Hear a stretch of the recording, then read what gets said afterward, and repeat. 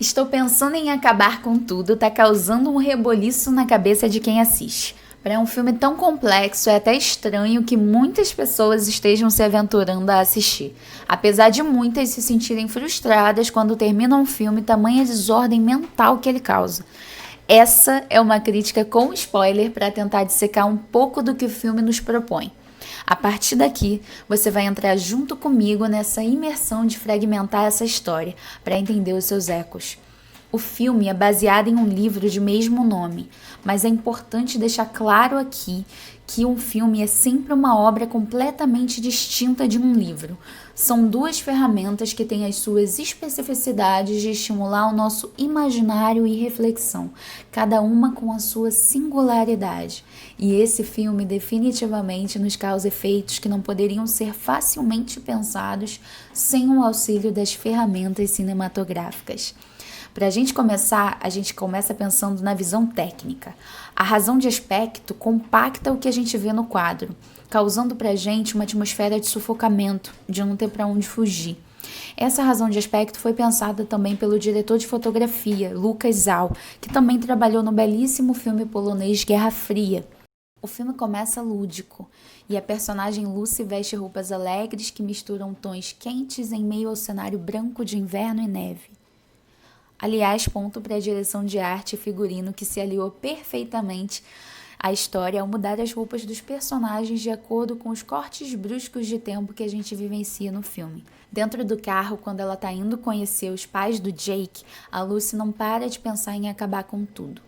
Então fica o questionamento: seria acabar com o relacionamento ou acabar com a sua própria vida? Na longa cena do diálogo inicial dentro do carro, o Kaufman se mostra brilhante em trazer esse contraste entre os pensamentos da personagem com a conversa que ela está tendo com o Jake, que em alguns momentos parece até ouvir o que se passa na cabeça dela, nos dando uma sensação esquisita de suspensão de barreira no espaço. Quando ela recita o poema que ela escreveu dentro do carro, em determinado momento tem uma quebra da quarta parede e a Lucy olha diretamente para a câmera, ou melhor, para nós, do lado de fora do carro, fazendo o filme transbordar um pouco direto ao espectador, um recurso muito intenso, ainda que rápido. E boa parte da temática do filme é nos fazer pensar sobre o tempo. O diretor faz isso utilizando recursos do cinema, como os cortes abruptos de uma cena para outra, onde de maneira magistral a montagem do filme nos conduz aos saltos no tempo que a história dá. De início, o filme nos dá indícios de refletir sobre o que é, afinal, a memória, já que logo na cena de jantar a mãe começa a esquecer como pronunciar algumas palavras e a Lucy parece começar a fazer o mesmo. A confusão temporal que se apresenta chega pra gente com a mudança das roupas dos personagens ou com as idades diferentes, como acontece com os pais do Jake. Isso já foi feito uma vez antes no cinema por um diretor russo chamado Andrei Tarkovsky, só que de uma maneira completamente diferente.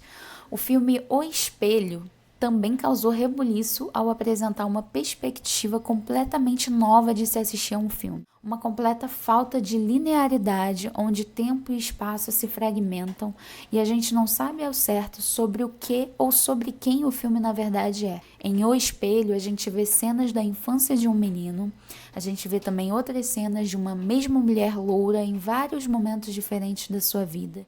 O filme é intercalado com poesias e telefones que tocam em casas vazias, que também dá pra gente um tom fantasmagórico que nos remete ao que é a memória. A montagem dentro do cinema é o artifício perfeito para a gente pensar em como a nossa memória funciona. Os cortes entre um plano e outro e a falta de sentido e até surrealismo de algumas cenas no filme do Kaufman traz para a gente exatamente o que acontece dentro da nossa cabeça quando a gente tenta lembrar de algo ou organizar os nossos pensamentos. Mas os pensamentos têm vida própria e não se pode fugir deles e da sua irrefreável desordem. Pensando em acabar com tudo, fala muito de cinema e traz várias discussões sobre filmes ao longo da trama, bem como os musicais, que é um dos gêneros que o personagem Jake mais gosta. Em alguns momentos, a questão do tempo chega a ser apresentada de uma forma didática, quando a personagem desce e sobe as escadas em looping, ou mesmo quando no carro ela faz uma reflexão de comparar o tempo como o vento, e como se ela fosse esse vento que passou pela casa dos pais do Jake, como se ela fosse a própria personificação do tempo. Em relação às questões de identidade, a gente tem uma confusão ao se deparar com cenas em que o Jake e a Lucy se confundem, nos dando uma sensação de que eles seriam a mesma pessoa. O nome da Lucy muda várias vezes, assim como o nome da amiga que liga para ela, que na verdade é ela mesma, mas ao atender, quem parece falar ao telefone é um homem. Seria então o senhor zelador da escola, talvez? A gente percebe bem cedo que o zelador da escola é uma versão do Jake mais velho e que o filme todo se trata principalmente dele e das suas questões com a infância, a vida adulta e também questões com a solidão.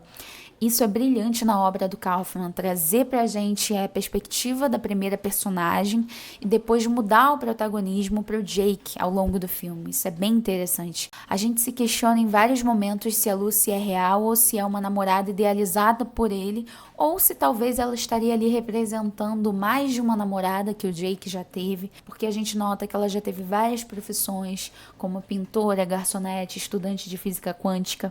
Aliás, a física quântica faz bastante sentido em ser citada nesse filme quando a gente para pensar na suspensão de tempo e possibilidades múltiplas que esse filme traz ao longo da trama.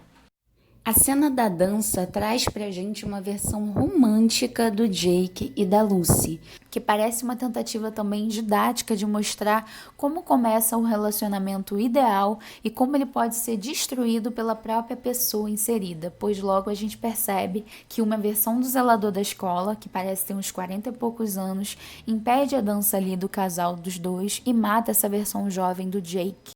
Dá para perceber que o filme se autocritica em vários momentos em sua verborragia de conversas inteligentes.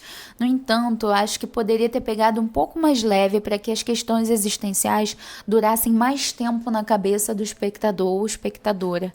Tudo é abordado de uma maneira tão exagerada que várias reflexões importantes vão desaparecendo, porque sempre vem uma outra por cima. Reflexão e filosofia é também sobre tempo e intervalo para a gente assimilar essas coisas. E o ritmo do Kaufman nesse filme, apesar de muitos terem considerado lento, poderia ter sido explorado de uma maneira melhor. Para quem assistiu o Cinedoc Nova York já está acostumado com os exageros dele, do diretor Kaufman, mas nem sempre ele acerta tão bem como ele fez nos filmes antigos. O filme parece ser um guia para a cabeça do Jake. É como se a Lucy estivesse lá dentro explorando tudo e levando a gente junto com ela.